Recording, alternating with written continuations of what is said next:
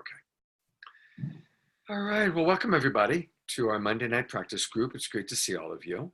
Um, we're going to spend about 30 minutes doing a little bit more of a practice about where you stand in relationship to codependence, where we all might fall into codependent patterning and behavior. We're going to spend about 30 minutes on that.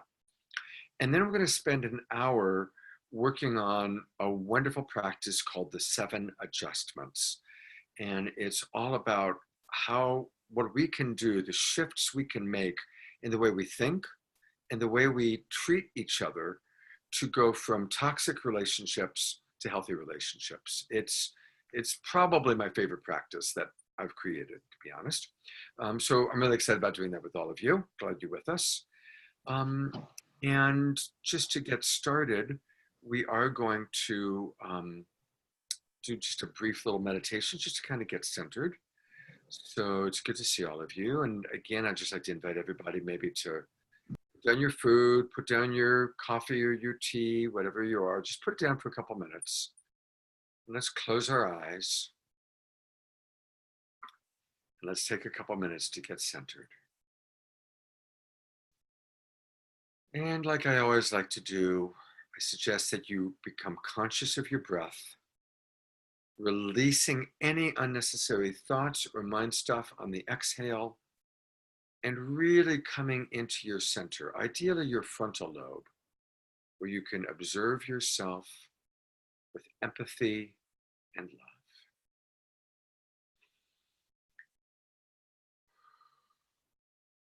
Exhale, releasing any thoughts we don't need to bring into our field, clearing the slate, and on the inhale, really moving into that place where we can see ourselves with love. And I invite you to imagine that you're looking at yourself. Pick a time when maybe you were upset or hurt and very perfectly human. And imagine a snapshot, just a picture of you in that moment. And then imagine that you're looking at the snapshot of yourself. And in the snapshot, you're upset, you're angry, maybe you're even being hostile to someone. But as you're looking at the snapshot, you're just understanding how scared you might have been, how triggered you might have been. And you're looking at the snapshot, really loving yourself as much as you possibly can. Loving yourself like you would love your dog or your cat or your child, that kind of unconditional love that we can have for cute little creatures that we struggle to have for ourselves. This is me still holding the snapshot, by the way. Really loving yourself, even when you're being perfectly human.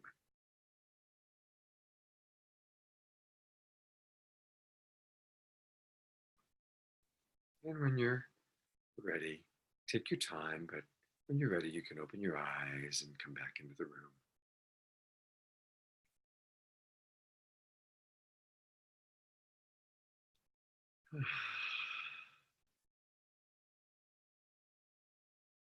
I'm not going to call on anyone, but I'm just curious by raise of hands, who was able to take a snapshot of themselves, actually imagine a photograph or an image of themselves in a scene?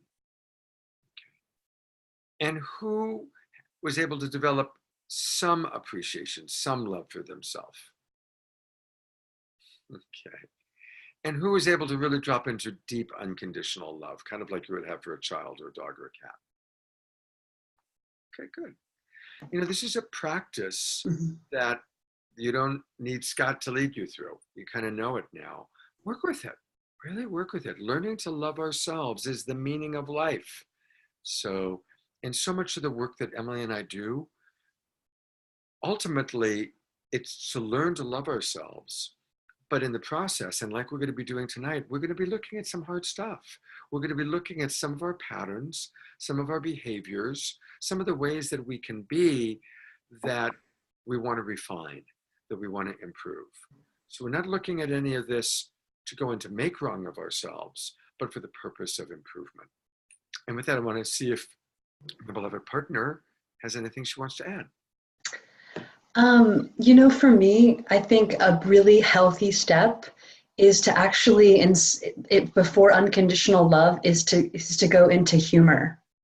Is like really just to go into silliness. Like, oh my God, I was really trying to hold it together and seem so, like together and strong, where I was just so scared, and I was scared to show my fear.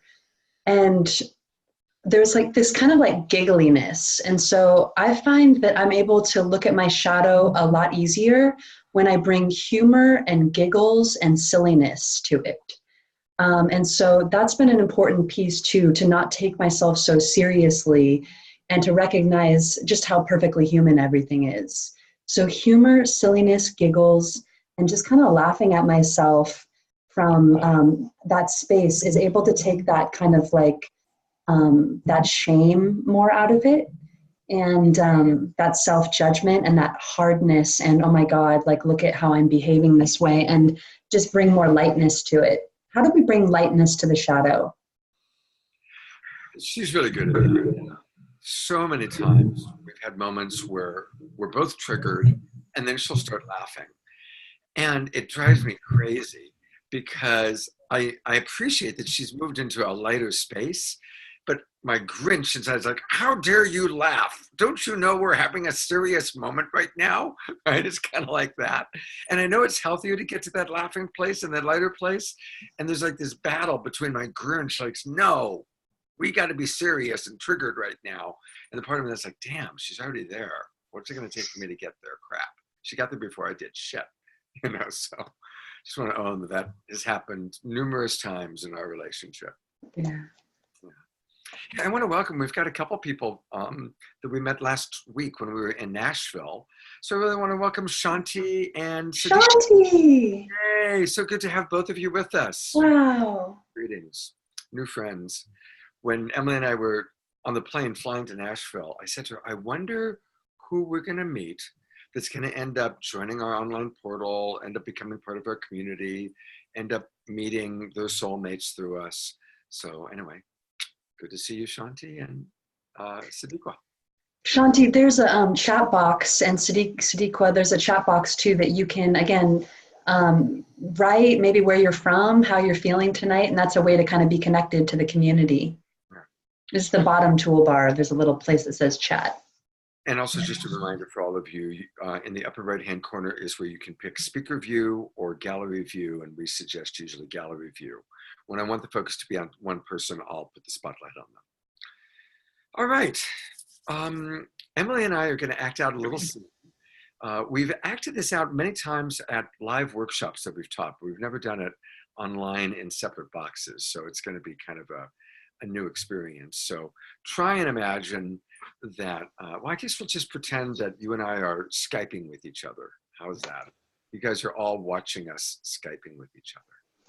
So this is imagine that we've just met and we've fallen in love and we're Skyping, and oh, Emily, I just can't stop thinking about you, honey. I just, all day long, you're in my heart, and I'm picturing your beautiful face, and I'm remembering our moments together, and I think I'm in love with you. I'm totally lost in you. I mean, you're my everything, really. Like I really feel like I know what true love is now since I met you. It's just an unbelievable feeling. Oh my God, I'm so glad it's mutual. I was just scared to death, like, because I want to open my heart fully. I want to merge with you. Yeah. That whole thing about feeling myself, it's like, I don't want to do that because I feel so much of you, and that's all I just want to feel inside me. Okay. So I just want to get clear. So we're together now, right? Yeah. Like, I mean, duh, like, we met and we fell in love at Burning Man. Like, it's destined to be forever. Absolutely. Absolutely. And I tell you, when we took that ecstasy and we saw each other, and you just were the most beautiful woman I've ever seen in my life. And it was like, oh my God, this is the woman I've dreamed of my whole life. When I saw you, I was clear that I was never going to be attracted to another man again, or anybody in that matter. Wow. You knew, and that's the same experience that you have for me too, right? Absolutely. Oh, Absolutely. I thank can't God. imagine. After what we've shared, I can't imagine being attracted to another person. It wouldn't be possible. I mean, look at what we have. It's I, amazing. it's like we have everything in common. Everything. I can't find anything we don't have in common. Okay, so I just got to ask a really important question. So I'm imagining that, we're going to live together, and I've got these two little dogs. And do you like dogs? I love dogs. I You mean, love dogs? yeah. Oh my I God, that told you seals the deal. That we have. seals the deal. I, wow. I was just so worried because my dogs are so important to me, and they sleep on the bed and they cuddle with me, and I Yeah, just make sure that you love dogs. I do. But and there's just this thing too. Like, okay, I don't feel good about this, but my mom, she kind of depends on me. She lives with me, so if we move in together, you're going to be okay with that, right? Your mom's gonna be living. Yeah. I mean, this is true love, right? I mean, Yeah. Okay. Yeah. yeah. Sure. Yeah. Of course. I mean, it's true love. Oh, yeah. Yeah. I And mean, of course. I just needed a moment to kind of. It's but if she's your mom and she comes as part of the package, well, if you truly love me, then you're going to accept and love my mom fully. absolutely, I do. Oh, Truly love. This is okay, the good. mom. Yeah, has the addiction issues, and yeah. Right, but it's not a big deal. You get used to the certain things, and it's just our love will overpower that. Okay. So you got it. I guess I just have a fear. If your mom's living with us, and I'm imagining that we're going to have sex at least once or twice a day, and because it's so good between us, and the sex is so amazing, and I'm the only man that you're attracted to now. And is it going to be okay having sex with your mom in the house? I'm just noticing I have a little concern about that. Well, I have okay, it's okay with me for that, but I really need to know that you're going to pay for everything. Like because I mean if you really love me, you know, you're going to financially support me. Um, and your mom too, right? Right. I mean it's a part of the package. You said you fully love me. I do. I totally fully love you. I Oh, do. thank God. I Because this was true love, right? and I may need to take, a little more ecstasy to kind of drop into some of these agreements. I'm totally down with ecstasy. I love ecstasy. Cool. Yeah. So I might need to do that a little just to kind of. Great. So this is where Emily and I look at you and say, how perfectly human. So how many of you could relate to being in some part of that conversation at some time in your life? Now, what's usually true is the bit about, we're going to have sex twice a day and I'm the only person you'll ever be attracted to. Usually we don't bring that up until we're really hooked in, until like the Yeah. deal is sealed, right? Well, I think most of that stuff is in the undercurrent, but people don't talk about it, right? And then they have these expectations, and that's what really blows things up. So we were kind of wanting to be playful and expose most of that, but a lot of those undercurrents, in some ways, are happening in several relationships, and they're just not talked about, which then leads to expectations, resentments, unspoken agreements because of assumptions, right? And then it's a shit show. And obviously, it's pretty obvious when we talk about falling in love on ecstasy, but it can also happen over a slower period of time where alcohol is very involved in relaxing. And obviously, listen, I love to drink a glass of wine. I love when Emily and I go out to sushi. I love to have my sake. But when a relationship is forming and there's a reliance on alcohol or a reliance on a substance or a reliance on that, that's a dangerous signal. And what happens is when we create these relationships and we put so much expectation, you're the twin flame, you're my soulmate, you're the one I've always been looking for, it puts a lot of pressure on the relationship. And it simultaneously feels really fun and sexy at first to hear yes, but then down the line, the relationship can go into a lot of codependency or enmeshment. And how many of you are familiar, and we talked about this on the Saturday class, and about 2/3 of you are part of the Relationship Essentials course. So you already heard our introduction to codependence and interdependence. But because some of you weren't on the Saturday class, we're going to kind of repeat just a couple of those things, and hopefully it's valuable to hear it a second time. How many of you are familiar with the idea of unhealthy enmeshment or unhealthy codependent relationship? Okay, great. So most of you. So we're going to ask 3 questions. We want to ask everybody to get out a piece of paper and a pen, or open up maybe a program on your cell phone or a program on your computer where you can write some answers. So prepare to write a few answers. Emily and I are going to give you 3 start of sentences, and then you're going to fill in the blanks. Mm-hmm.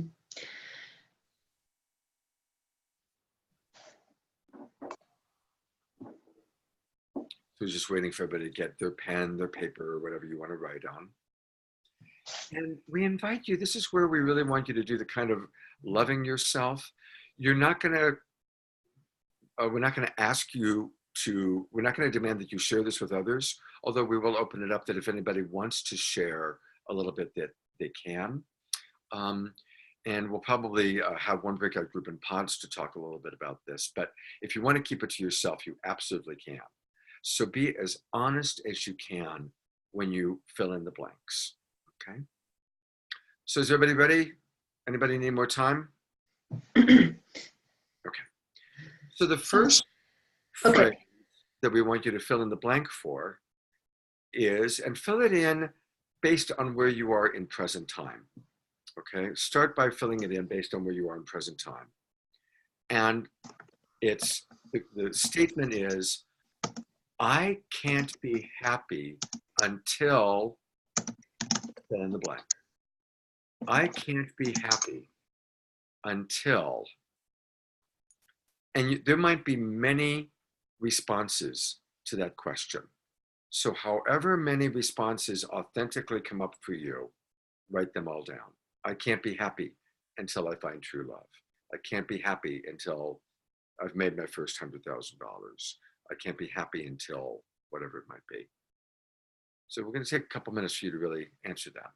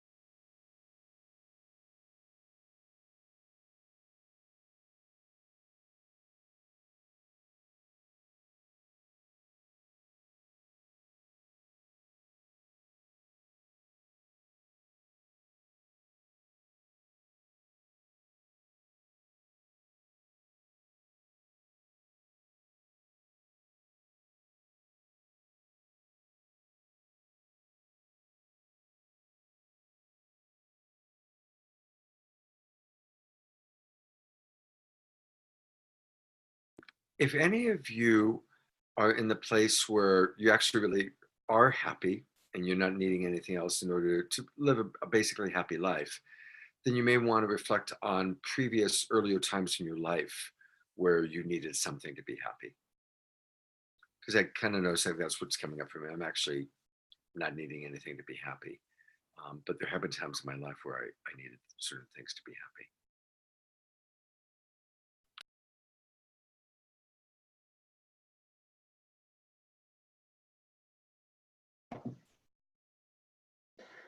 I think let's go to the next question. The next 2 questions are more kind of like being in relationship. This first one can be very, very open. It's not necessarily related to being in a relationship. So this next one is, to prove my love for you, I'm willing to fill in the blank.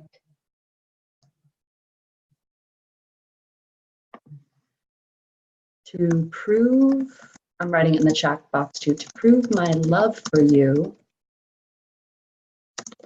I am willing to, and then fill in the blank.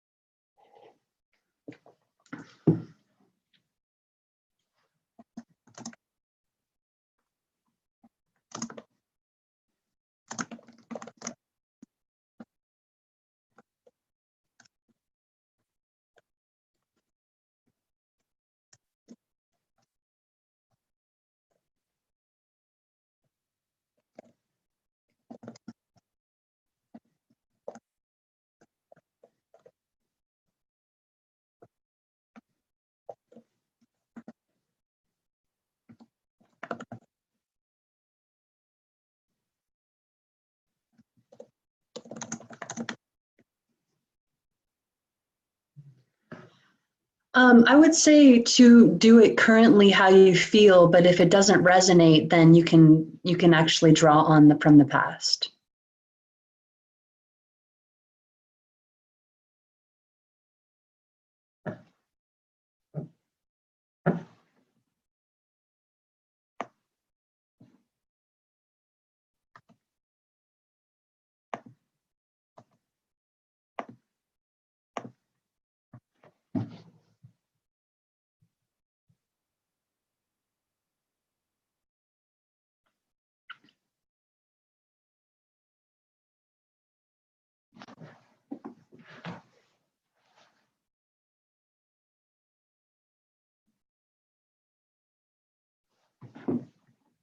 Scott, you want to go over the last question? You're on mute. I was actually putting the breakout rooms together. So go ahead, because I'm putting the breakout rooms together. I actually don't remember the last question, so I was hoping that you do. To prove my love for you, I would be willing. It's the middle one. Oh, if you really loved me. If you really loved me, you would fill in the blank.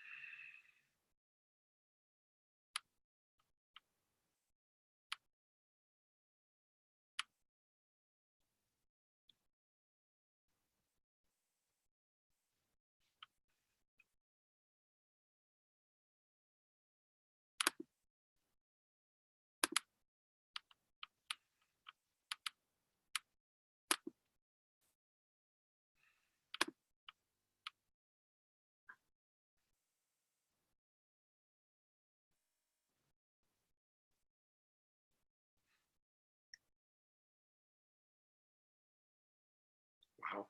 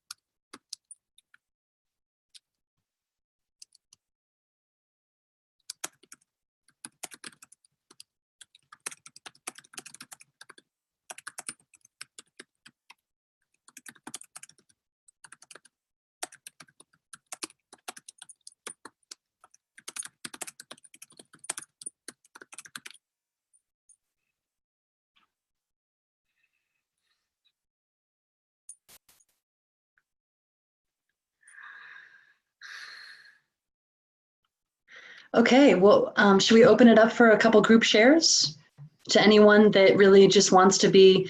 I put mine in the chat box, but just if we're feeling a level of, again, being able to share vulnerably, transparently, any specific one that, Elia. I actually, when I was doing the first one, I kind of felt like the jerk. because I read it and I'm like, I can't be happy until I can be more independent. That's it. Just that. I can't be happy until, well, financial stability would be nice. So I can't be happy until I can be more independent and have financial stability, but that's it. I can't be happy until well, it'd be nice if my kids were self-sufficient adults. So yeah, so be more independent, financial stability, and self-sufficient adults, but that's it, no more. Okay, and then there's one more. So I feel like the jerk. I'm like, that's it, no more. And then there was another one. That's so perfectly human. God bless you Yeah. for that. Thank you. Very honest. Who also had a similar thing of just noticing the more you thought about it, the more conditions for happiness were coming up for you? Anybody else have that experience? Mm. Cher, Lusana, Eric, to some degree. Who else would like to share? Anybody else? Lusana? Okay, you're up. Thank you. What was like the kicker for me was that I know that happiness comes from within. I mean, I know that when I've experienced it. And so initially it was like, oh, well, I know that I don't need anything external of me to make me happy. But once I allowed myself to go down that road, it like was shared. It's like, well, yeah, I'd also like this. Okay, also this, also that. And so that idea, that belief that it's external is still in there. Thank you. It's deep. Does anybody want to share what might have come up for you in terms of to prove my love for you, I would be willing, or if you truly love me, you would? Anybody want to share anything that came up for them on those questions? Elia, you are the brave one tonight. Yeah, I thought it was interesting actually when I came up with when I was looking at it, to prove my love for you, I'm willing to, and I came up with two things, and I'm like, I'm so healthy.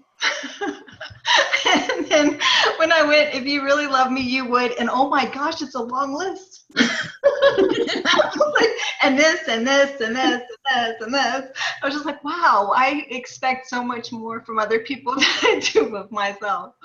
That's so vulnerable. Thank you. So honest.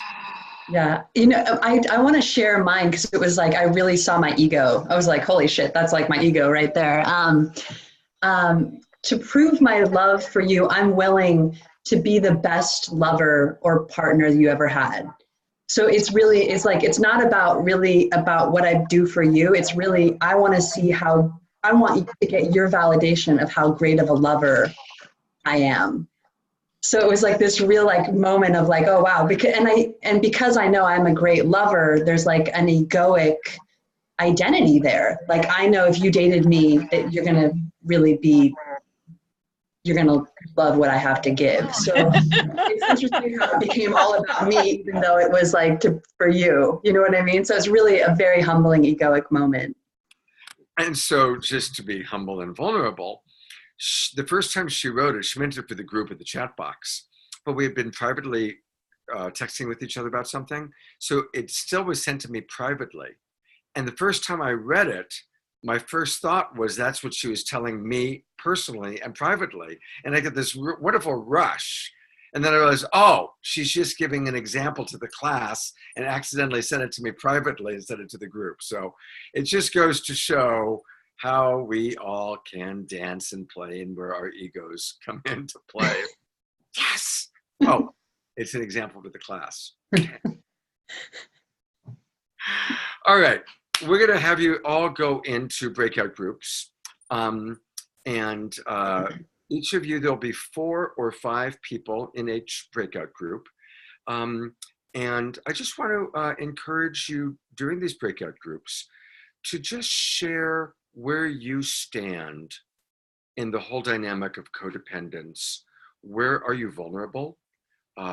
If you're in relationship, where are the areas where you sometimes go codependent? And here again, we're going to give you, before you do this, our 2 definitions of when we go over the line into unhealthy codependence. I'll give one that's kind of more mine, and then Emily will give hers. Mine is when we step outside of our personal integrity in order to make someone happy or avoid them being unhappy. I'll say it again. We step into unhealthy codependence when we go outside of our personal integrity to make someone happy or to avoid them being unhappy. And the key for that is to know what your personal integrity is in any particular situation. So Emily wrote that in the chat box, so thanks for writing it down. And then Emily, I guess as you describe yours, I'll write yours in the chat box. Yeah. So I guess it would be maybe good to just kind of give, maybe you want to give an example, Scott, like maybe for me, I'll give an example of how I noticed for me, I veer way more into hiding things or stepping outside my integrity to avoid the other to be upset, because I have more of a fear of my partner or someone I'm in relationships with uncomfortable emotions. And so I rather hide my truth or not ask for something and or not fully step into conflict because I might be scared that they're not going to be okay with what I share, or they'll make me wrong, and or I might not be able to get my needs met. So it's easier for me to hide, but then I'll end up having resentment and or I'll be deceptive or something like that. I'll kind of really go into my shadow. So that's a way that I still see elements of that, the way I have to work with that in my relationship with Scott. I used to be really, really deceptive in my past relationships. Like I'd hide a lot, but I don't do that as much because I'm so conscious about breaking that pattern, but it still comes up where I'm not fully honest about something, or I'll kind of minimize something because I don't want Scott to be unhappy. And I'm kind of the other side of it. I am more likely to step outside my integrity to do something to make Emily happy, because I play that way more. It's kind of like, oh, wow, what can I do to make Emily happy? What can I do so that Emily will love me? Like, for example, I said I would go get a heater the other day from my apartment, and Scott said, oh, well, I'll go get the heater. And I got scared and said, well, if you can go get it and not do it with resentment, then awesome. But I needed that reassurance because, again, Scott loves to be my hero. But then I get scared that he might overly step outside to make me happy and then have resentment later. But beloved, I will never have resentment for you ever again because you're my twin flame. Right. Right. You don't do resentment because you'll do anything for me. That's right. Because I truly love you. Okay. Why don't you give us your definition of okay. This is my definition, and it's much more open. But it's when are you going to write it down, Scott? Yes. In the chat box? Okay. When we rely, depend, or expect the other to meet our needs for safety/security, self-esteem/self-worth, and or spiritual connection/love, because a lot of people associate spiritual connection with love. To be, I would say, to be happy or safe. So when we rely, depend, or expect the other to meet our needs for safety/security, self-esteem/self-worth, and or spiritual connection/love, to be safe or happy.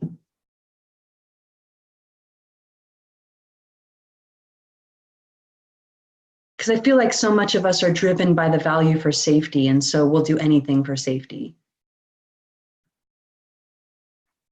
You're on mute, sweetie.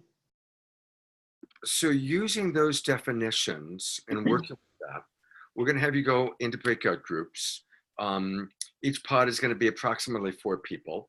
We've had a couple of people come in and a couple of people go out. So if you have fewer, let me know. But looking at the breakout groups, we've got breakout room, Art and Mary Lee and Eric. Breakout room number 2, David, Laura, Lusana, Ruben, and Cher. Breakout room 3, Kate, Linda, Karen, and Michael. Breakout room 4, Elia, Mary Lee, Colin, and Ryan. Breakout room 5, Emily, Shanti, Terry, and Sadiqa. Breakout room number 6, the people that just joined us, Angie, Lucida, Anna Cabrera, and Diane. And I'll be coming into your room to kind of, since you guys all kind of came late, to catch you up. So, Emily, how long do you think? And it says four people per breakout? Yeah, approximately 4. There might be one room with 5. Shall we say 12 minutes? Okay, 12 minutes so people can really drop into their relationship to codependence. So I've opened the rooms. Please, everybody, join your room. And for anybody watching this recording, I'm pausing it. Hey, Scott, you're muted, sweetie. Hey. Thumbs up, was that about enough time for people? Did that work out time-wise? Thumbs down if not? Okay. So there's a couple of really cool things, nuggets that came out of our group that I'd like to share. Mm-hmm. I'd love to open it up to any other pod leaders to share quick nuggets. One nugget was that we had several mothers in my group, and the challenge of a mother wanting to contribute to her children, even her children when they're adults, and finding that balance of wanting to give, wanting to contribute, but when does it become enabling something unhealthy? When does it become entitlement? Or if you're feeling guilty because you didn't do enough for them when they were children, overcompensating as an adult when they're asking for more than you want to give. Yeah, boom. Isn't that a boom? Yeah, that's deep. Yeah. We could do a whole webinar on that, I think, you know. Yeah, so I really appreciate, because we were talking a lot about codependence as couples, but boy, the relationship, especially between a mother and child, and mother when the child is now an adult, that's complicated, and there's a lot of room for finding that balance of contribution to the well-being of the other and unhealthy codependence. That's a tricky one. Yeah. When does giving become enabling? You know, it's like, that's a great just webinar, and understanding what is enabling. And that was a big part of my recovery work when I went in to really look at my codependency, was all the ways that I thought I was being supportive, and I was actually a part of the destructive behavior of the people I loved. And I could probably say about 8 or 9 people where I could see that. And it was really a very humbling experience on my ego, you know, because I thought I was being the great hero, rescuer, the great person that could take care of them, and, you know, and was really humbled by the ways that I was contributing to their harm. I'd like to give one more little piece that came up in our group. It's actually what I was talking about at the very end. And then I'd love to hear from other group leaders, including, I guess, maybe you next, Em. It's funny, I did a session just before this class. I was working with a gentleman who's a great guy. He's a relationship coach, very wise. And he's going through a rocky time, possibly a change in relationship. And we were talking about how both he and his girlfriend, they've got good sex. They have, you know, they find each other attractive, but they both have this part of themselves that's longing to merge, to go, and he especially really wants to do tantra with her and go into deep merging. But then her fear of engulfment comes up. And I just want to say that again, we live on a planet of polarity. For every action is an equal and opposite reaction. And so there is commonly that part of us that wants to really merge with another person. And when we have had, what I've observed is in relationships, either my own or relationships as a coach, where people have incredibly great sex and they do that amazing merging, often those relationships are what Emily and I call wound mate relationships. And the other side of, I want to merge with you, I've got this empty space, fill my empty space, which is really sexy, actually also sows the seeds of grasping and often unhealthy codependence. So it's just, again, something to look at. That was the piece that I was talking about in my group. I want to get through nuggets pretty quickly, and then 7 adjustments and more of it. I'll go next. I think a big aha that was shared in our group that we could all really relate to is when we get in a relationship and we so want to give, we really want to show up and be everything for our partner. We want to give love, we want to show that love, but then we also lose ourselves. We lose our needs, and we get so intoxicated, or we feel so good giving, but then we recognize that we've built a level of resentment, or we lost ourselves because we haven't really been clear in speaking up for what our needs are. And so there's that kind of like sexy, like part of like getting our self-worth by how much we give and how much we provide and how much love we give, but then our needs go sacrificed. Yeah, how perfectly human. Anybody else want to report on key points, key nuggets that came out of your pods? Anybody else want to share? David, Laura, Ryan, Art? I think Laura, you're up. Oh. Hi guys. Yeah, so the mutual consensus was just what you were saying, was, you know, we give, and then we want validation for that, and we want to be recognized for how much we give, and why don't you give me more kudos for that kind of a thing. Laura and I shared where we have a rule that if one of us is sitting down, it's a boundary. We set it. Our We set it boundary. out of balance stuff. Yeah, it's a boundary, right? But we just, you know, whoever's laying down has carte blanche to ask the other one for whatever they need, because and not feel guilty about it. But you know, it's not like they have to, but it's like a mutual agreement between us. So then the other one's not perceived as lazy or anything like that. And so that was it. That was how we sort of formed it. But we also, with the group, we kind of landed on this thing about curiosity, that, you know, not to beat ourselves up for where we are, like you guys were saying earlier, but just being in the question is so empowering, because then you can put space around whatever you're trying to work on and know that the answer will be coming and you're not doing anything wrong. It's just being curious is so empowering. and that the answer could lie in just getting curious. Just getting curious, and right. asking the question. Right. So that's it. Beautiful. Thank you very much. Thank you. Kate and Daniel want to share something real quick, so let's go ahead and open it up. Okay, you guys are up. Everybody, I think our video is acting a little weird, but to us it seems like it is. One thing that I noticed is that two of us mentioned in the group is that it's kind of like an inside out of codependence. The in is you do all these things for somebody else to get them to like and love you. And then on the outside of it, you resent that you did all those things for them in order to get them to like and love you. So it's kind of like it doesn't work either way. Like there's something off about that equation, both in and out. I love that.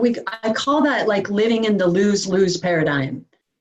It's like you really want to get something, but then you end up losing it. Like there's not a win-win in it. And I think that's a good barometer to like really looking at the consequence of our actions, our choices. Like we might want something and we think it's an effective strategy of what's going to get our needs met, but it actually sabotages the very thing we want. And I think that's a good barometer to look at consequence. Like what's the consequence that keeps happening here? And so that's why when we're wanting to contribute to the well-being of another person, we have to really tune in. Is this meeting my need to contribute to your well-being? Or am I doing this because I have an expectation or a desired outcome? And if there is an expectation or a desired outcome, I better speak it and make it safe for us to make that be known. Mm-hmm. Otherwise, again, we do things with unspoken expectations. And so that's, again, part of relationship mastery is learning not to do that. Right. Beautiful. Thanks for bringing that up, Daniel. That was right on. Anybody else have anything they want to share? I think it's probably good for us to move on, Scott. All right, so we're going to move on. And unfortunately, we're not going to have as much time for this as I'd wanted since this took longer. But Emily's going to bring up a document in a minute. But I want to introduce it because this is, I often say, this is my doctoral thesis. So I'm going to take a couple of minutes to just kind of set up what you're about to see and work with. We call this the 7 adjustments. And this came out of, I had probably been doing relationship coaching for couples professionally for about 5 years. And I had learned that, oh, wow, the toxicity in relationship does not come from the differences. It comes from how we manage the differences. And in all relationships, not just romantic relationships, but in all relationships, our working relationships, our friendships, our family relationships, differences arise. When those differences, when we experience that we're being judged, blamed, shamed, criticized, or made wrong because of the differences, again, our reptile brain stores memory of pain at 5 to 30 times greater than pleasure. And so that person, whether it's our mother, our father, our lover, our friend, the more we perceive that they're judging us, blaming us, shaming us, criticizing us, the more the wall starts to go up, the more we start seeing them as an enemy, the more we start defending ourselves. And in defending ourselves, the other person then perceives that we're attacking, blaming, shaming, judging, and criticizing them.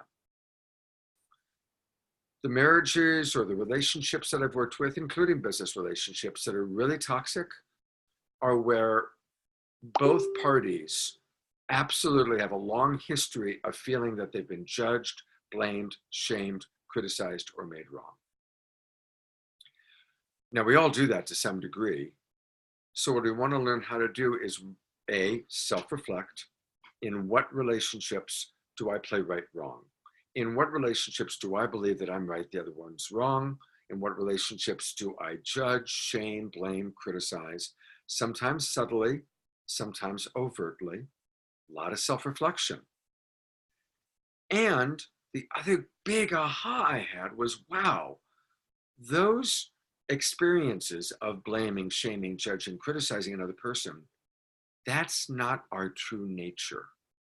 Those are habits that we've picked up. They're habits we picked up from our family, from our culture, from the world around us. An infant doesn't judge. An infant doesn't run shame. It's not until the infant learns shame or judgment and that they begin to do that. That's why children are kind of pure and innocent, because they don't judge or criticize until they've learned that habit. It's a habit. This is huge. I'm going to go back to gallery view for a moment. So question, I'm going to ask by raise of hands. I'm not going to call on anybody, but who in this room has changed a habit in their life? Given up smoking, or gone from junk food to healthy food? Okay, all of us, right? So how do we change a habit? There are 2 steps. First step is we recognize that the hurtful consequences of the habit are outweighing the benefits. The hurtful consequences of the habit are outweighing the benefits. Oh, wow.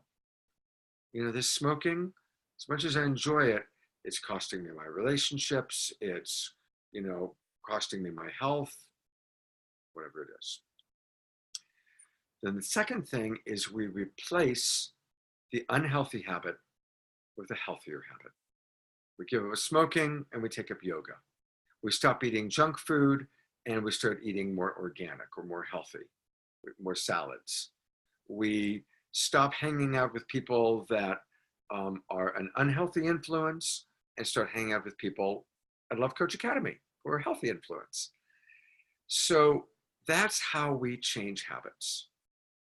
So what you're about to see is a little chart that I created the content. Our friend Katrina did the artwork. And Emily, go ahead and pull it up if you will. Mm-hmm. Cancel the spotlight and have you pull it up. So this is what we call the 7 adjustments. And if you make it a little bit bigger, that'd be great. So if you take a look at the words on the left-hand side in red, these are more than words. These are what I call fields of energy. They're experiences that we have. The experience of making someone wrong or being made wrong. The experience of judgment, guilt, blame, shame, resistance, criticism. When we do this to another person, either consciously or more likely unconsciously, it creates toxicity in the relationship. And when we experience or perceive it, we put up our wall. Now, what's interesting is about half the time when I perceive that Emily is judging me, absolutely that's not her intention. Half the time, it's my own fear, my own veil of past pain, my own stuff. But then about half the time, and this is, I'm using Emily and I as an example, but it's true in most relationships, about half the time when I say, hey, I feel judged by you, she'll stop, she'll self-reflect, and half the time it'll be, sweetie, I don't mean it in a judgmental way. I really don't. Yeah. Well, I think, I just want to say, I didn't really realize how critical I was, because I thought I was just trying to be helpful, but I was critical. It's really humbling. Like, to see how controlling and critical I have been and how I had to change that. And again, even a couple nights ago with Scott, I said, it'd be a good idea for you to go back to the gym. I do see that your belly, and it would be good for you. It'd be healthy for you to go back to the gym. And there I'm being loving, in my world, but I'm being fucking critical, and so my partner then, you told me, you're like, I felt criticized when you said that, like that hurt. And in my world, it's like I had to self-reflect and be like, yeah, I was being critical there. And there was the part of me that wants Scott to be healthy. But again, I could replace that by saying, sweetie, I just want to say, like, a year ago when you were really working out, I really saw the quality of your being, how it improved. And I miss that. I miss like how healthy I saw you. And I actually have a fear. I have a fear of you becoming unhealthy and your health going downhill. So that's a much more effective way to communicate than, it'd really be great for you to work off your belly and go back to the gym. And actually, sweetie, you didn't even say it that kindly. Oh, really? Shit. It was like, you really need to, honey, if you want da-da-da. If you want to be healthy, yeah. So, but what Emily just demonstrated was the shift, okay, from criticism to appreciation. So continuing with what was setting up here, the 7 adjustments, the words on the right-hand side that are in green are alternatives. They're alternative ways of communicating and thinking that are much more life-affirming. The red words are life-alienating. The green words are life-affirming. And she actually demonstrated it, going from, wow, if you really want to be healthy, you need to go back to the gym and you got to work off that belly, which comes across and can be experienced as criticism, to, sweetie, I'm so remembering when you were going to the gym and you were working out 3 times a week, you looked great, and I just really appreciated that. It was awesome how you were doing that. Now that's appreciation, right? So she's demonstrating what the 7 adjustments is all about. Noticing when we're thinking in a critical way and expressing in a way that can be perceived as any of the red words, and how to shift. And the green words are wonderful, life-affirming ways of thinking. Being curious. Being curious is huge. Being curious is childlike. A child hasn't formed all these judgments. If we are curious, we're open-minded, we're open-hearted. Obviously, compassion. Last week we were talking about empathy and compassion. Acceptance of what is so important. Now, acceptance doesn't mean condoning hurtful behavior or hurtful choices, but accepting everything that's happened up to this point, we can't change. We can only change our relationship to it. And most great spiritual teachers taught acceptance, etc. Go ahead, Emily. I do want to say this chart is really helpful to reflect what red words do I run inside myself. You know, Scott's very much aware of orientation of how do we do it outside of ourselves. For me, like my work is like, if I do it outside myself, I probably do it inside myself too. So self-reflect, you know, to what degree do I shame myself for not being good enough? You know, to what degree do I go into a comparison story around somebody and then I judge myself for being, I'm not, you know, whatever, pretty enough. I'm not strong enough. I'm not, you know, I'm not as creatively expressed as they are. You know, to what degree do I, when I'm faced with trying something new, to what degree do I go into resistance around it? You know, I don't know that new thing. I don't feel safe. So then I build up a wall, you know. So I think it's important for us to reflect on, I think that should be the practice, is what red words or what red word really stands out that we do to ourselves, and what can we replace it with inside of ourselves? And then what red word or words do we notice that we really hang out in our habits with communicating to somebody else?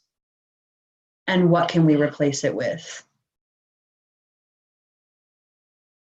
So let's just take some time to kind of like a couple minutes to self-reflect on that. There's a question from Eric that's a really good one. What are good strategies if my partner is being critical and judgmental? And the strategy would be to call a yellow light, slow it down, and then ask permission. Can I share with you how I'm hearing that? I'm noticing that I'm hearing that as criticism. I'm hearing that as judgment. And I want to find the care that is probably in there, but I'm experiencing it as criticism and judgment. And when I hear that, I want to defend myself. So we go vulnerable. We acknowledge this is how I'm hearing it. It may or may not be how you mean it. It may not be your intention. I actually want to hear the care that's underneath there, but we own vulnerably, this is how I'm expressing.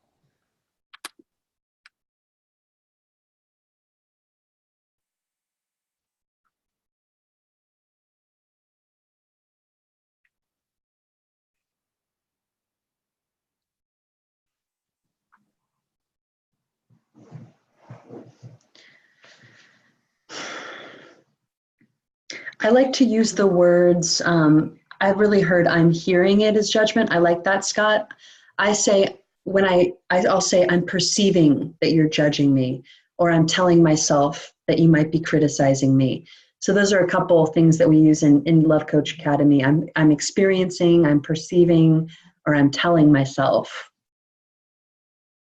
And that way it's like in ownership with, this is what's going on with me, rather than going into blame, you know, like, this is what you're doing to me.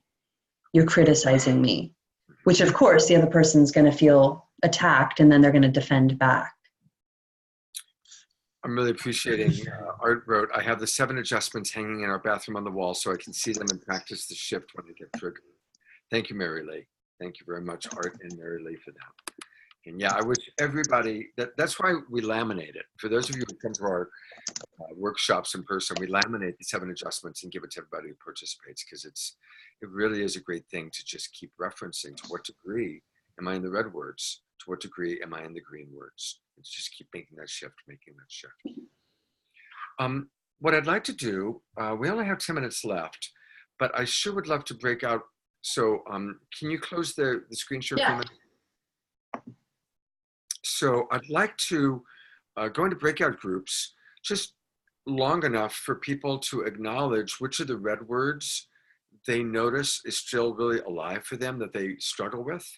Inside themselves, and then also that they use externally. Right, exactly. What are some red words that I struggle with within myself, either about myself or about others or both?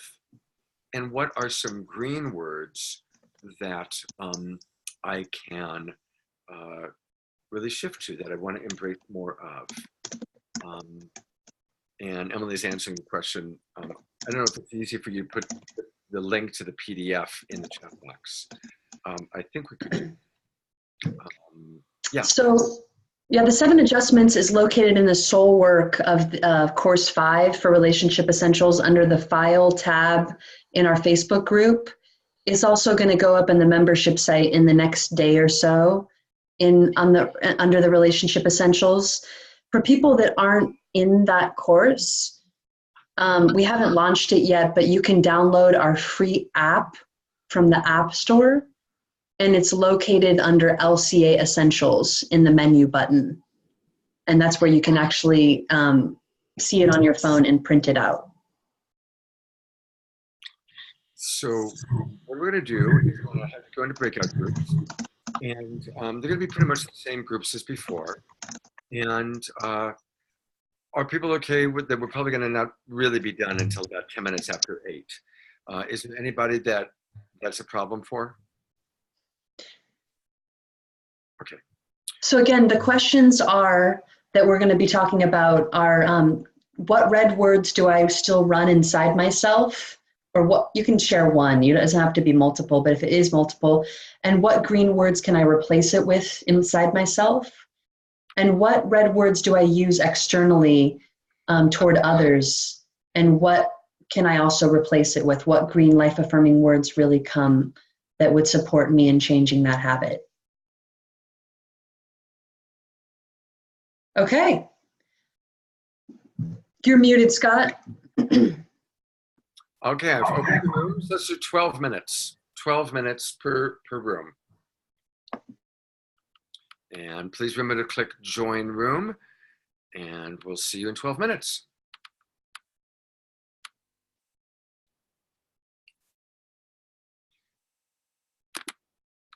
Shanti, you still need to click join room.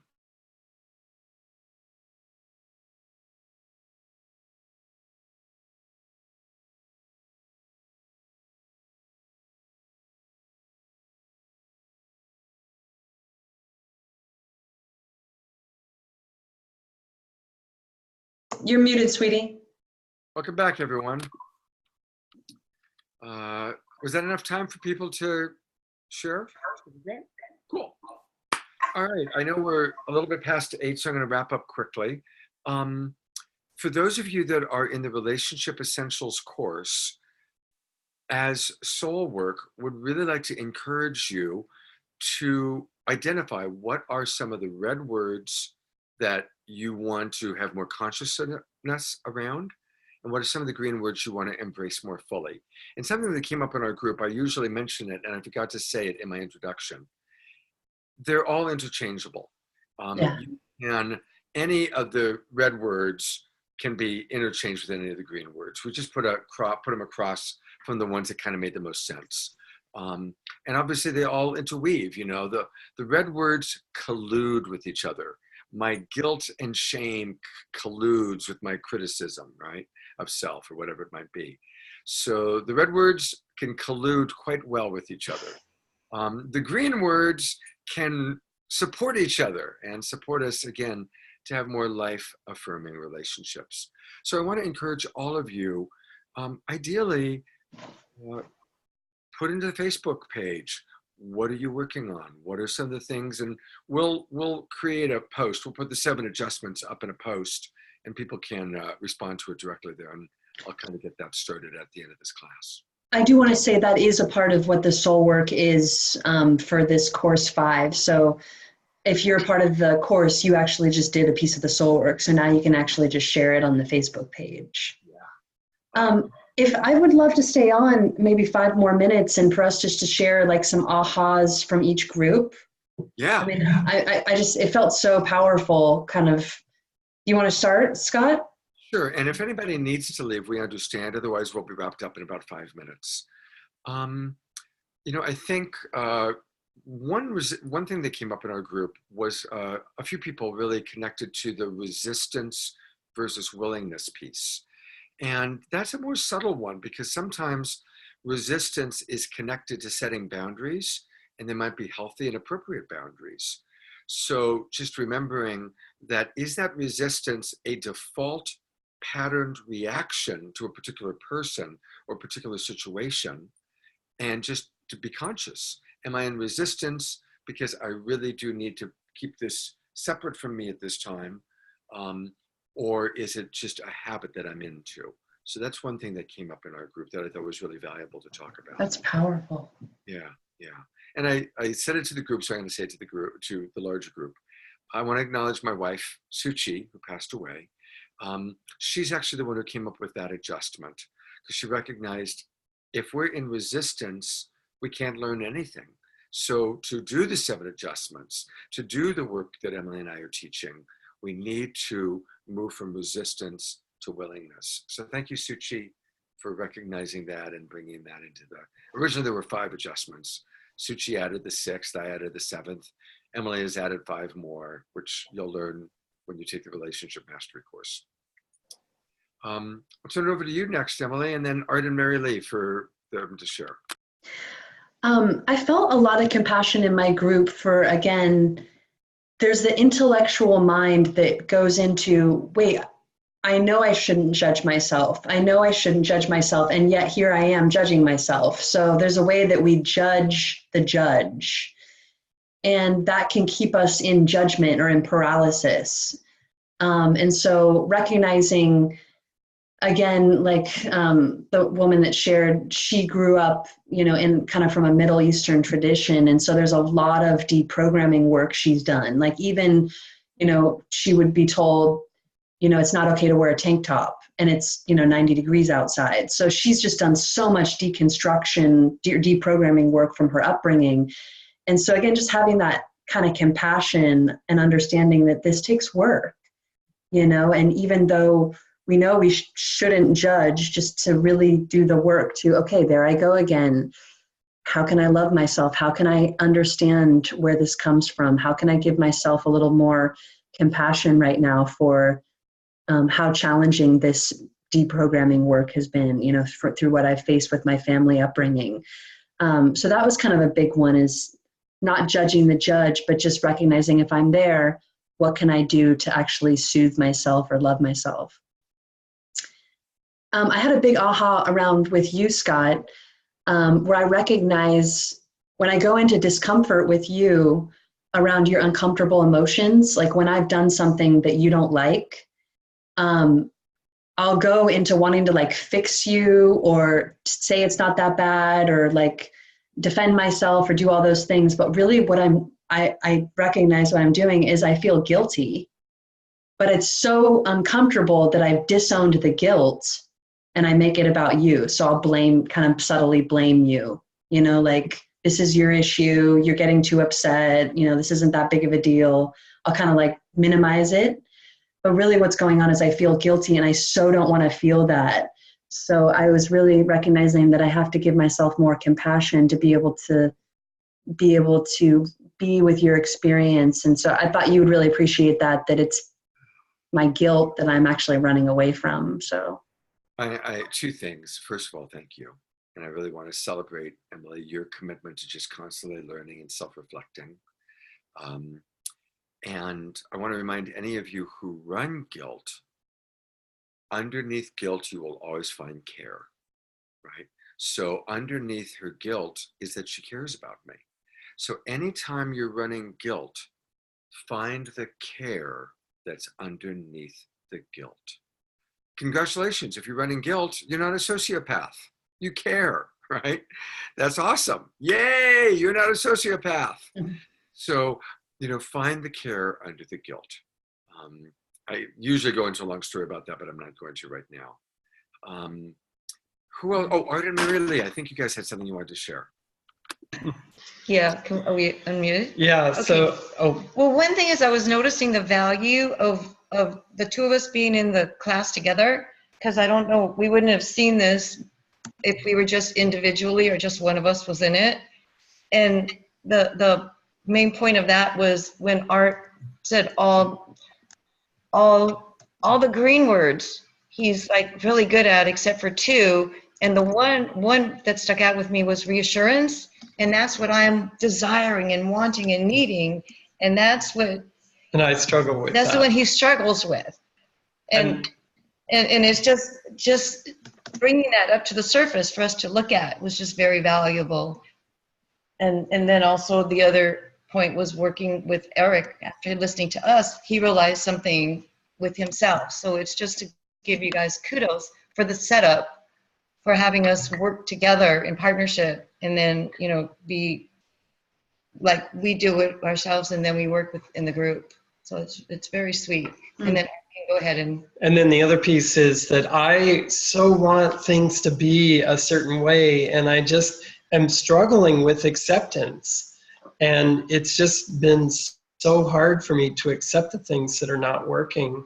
And so those are the two. And then reassurance, like she said, I have a hard time with that. And that's the piece that she's missing. So again, thank you from both of us. We love you all. Well, yeah, the other thing, if we have another quick second, is my issue with others, particularly with Art, is guilt, but I feel like he's guilting me.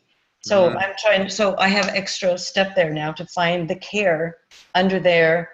And I'm seeking to just implement some more understanding so I can understand both where he's coming from and, you know, what is it in me that's feeling like I'm being guilted. And curiosity helps both of us when we go there. Yeah, well, curiosity is where I go. Thank you. Thank you. That's beautiful. Beautiful sharings. Thank you. Who else? Anybody else want to share an aha or what came out of your pod group? Anybody else? Okay. All right. Well, thank you, everybody, for being with us on Monday night. We are going to, at some point, shift to Wednesday nights, but we're going to keep it a Monday night for a little while. And thank you. I really look forward to seeing in the Facebook private group what you're choosing to work on. And for any of you that aren't in the Relationship Essentials course, don't want you to feel disconnected, I welcome you. You can private message me on Facebook, or if you have my cell phone number, text me with what red words you want to work on and what green words you want to embrace more of. I love the 7 adjustments. The 7 adjustments is for me kind of what inner child work and subpersonality work is for Emily. It's really, I love people doing this. So I'd love to know, and feel free to private message me or text me, and I will respond. I promise you that. I do want to say, Diane said one last thing in the chat box that was really like powerful, is to be able to get to authentic acceptance, we do need to mourn that which we either are not getting or that we want and it's not available. So that is an authentic step. And Shanti and I talked a lot about that too. It's like, I know I should be in acceptance, you know, of understanding where he's at because of this breakup, but I have too much pain right now to be able to go there. So I need to be with my pain first and mourn and take care of myself before I can authentically accept his choices or where the relationship is now.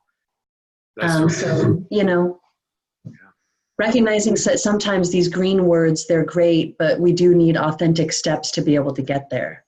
Yeah, and so ask yourself that, what would I need to go from resistance to willingness, to go from, and look at those questions, you know, that are along with the 7 adjustments, because those are really well-designed questions to help us figure out what those steps might be. Anything else? All right, I look at you and I appreciate, we've got Kate and Daniel in New York, and we've got Eric in Canada, and Elliot in Louisiana, and I'm just appreciating Shanti and Sadiqa in Nashville. I'm just really appreciating how we can come together from all over the world and connect in this way. It's really cool. Thank you guys. Thank you for doing the work. Have a great Thanksgiving week. Happy Thanksgiving, guys. Bye.